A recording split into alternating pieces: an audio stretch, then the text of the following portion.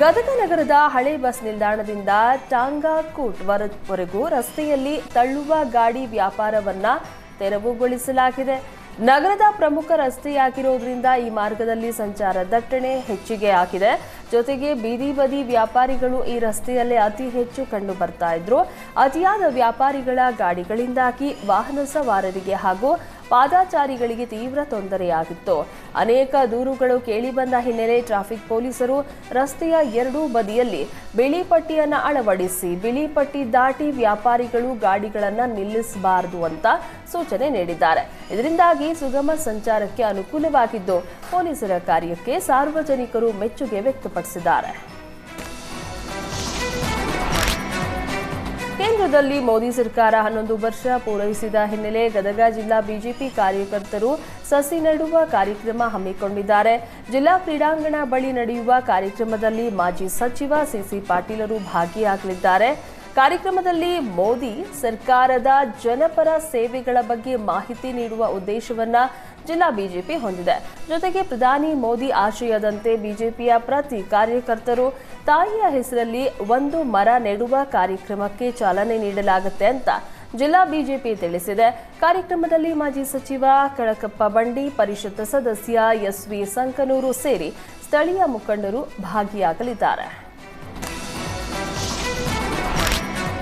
ಬೀದರ್ ಜಿಲ್ಲೆಯಾದ್ಯಂತ ಬಿತ್ತನೆ ಕಾರ್ಯ ಆರಂಭವಾಗಿದೆ. ಆದರೆ ರೈತರು ಬಿತ್ತನೆ ಬೀಜಕ್ಕಾಗಿ ಪರದಾಡುವಂತಾಗಿದೆ. ರೈತ ಸಂಪರ್ಕ ಕೇಂದ್ರದ ಎದುರು ರೈತರು ಸಾಲುಗಟ್ಟಿ ನಿಲ್ತಾ ಇದ್ದಾರೆ. ರೈತರಿಗೆ ಸಮರ್ಪಕವಾಗಿ ಬಿತ್ತನೆ ಬೀಜ, ಗೊಬ್ಬರ ವಿತರಿಸ್ತಾ ಇಲ್ಲ ಅಂತ ರೈತರು ಕೃಷಿ ಇಲಾಖೆ ಅಧಿಕಾರಿಗಳ ವಿರುದ್ಧ ಆರೋಪಿಸ್ತಾ ಇದ್ದಾರೆ.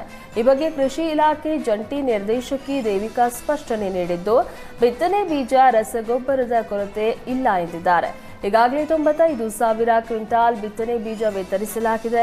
ಇನ್ನು ಈ ಬಾರಿ ಮುಂಗಾರು ಮಳೆ ಬೇಗನೆ ಆರಂಭ ಆಗಿದ್ದು ಬಿತ್ತನೆ ಬೀಜದ ಬೇಡಿಕೆ ಹೆಚ್ಚಾಗಿರೋದ್ರಿಂದ ಸರಬರಾಜುವಿನಲ್ಲಿ ಸ್ವಲ್ಪ ವ್ಯತ್ಯಾಸ ಆಗಿದೆ. ಇನ್ನೊಂದು ವಾರದಲ್ಲಿ 8,000 ಕ್ವಿಂಟಾಲ್ ಬಿತ್ತನೆ ಬೀಜಗಳನ್ನು ವಿತರಿಸಲಾಗುವುದು. ಜೊತೆಗೆ ಗೊಬ್ಬರದಲ್ಲೂ ಯಾವುದೇ ಕೊರತೆ ಇಲ್ಲ.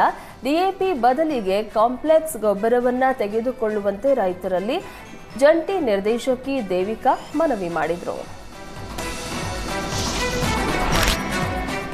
ಹಾಸ್ಟೆಲ್ಗಳಲ್ಲಿನ ಮೂಲಭೂತ ಸೌಕರ್ಯ ಸಮಸ್ಯೆಗಳನ್ನು ಬಗೆಹರಿಸುವಂತೆ ಆಗ್ರಹಿಸಿ ಕಲಬುರಗಿ ನಗರದಲ್ಲಿ ಎಸ್ಎಫ್ಐ ಕಾರ್ಯಕರ್ತರು ಪ್ರತಿಭಟನೆ ನಡೆಸಿದ್ದಾರೆ.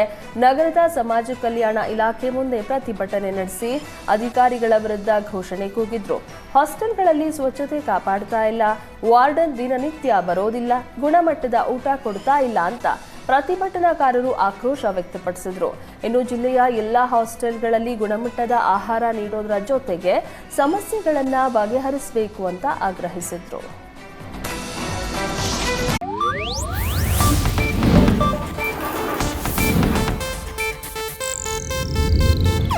ಇದು ಏಷ್ಯಾನೆಟ್ ನ್ಯೂಸ್ ನೆಟ್ವರ್ಕ್ ಪ್ರಸ್ತುತಿ.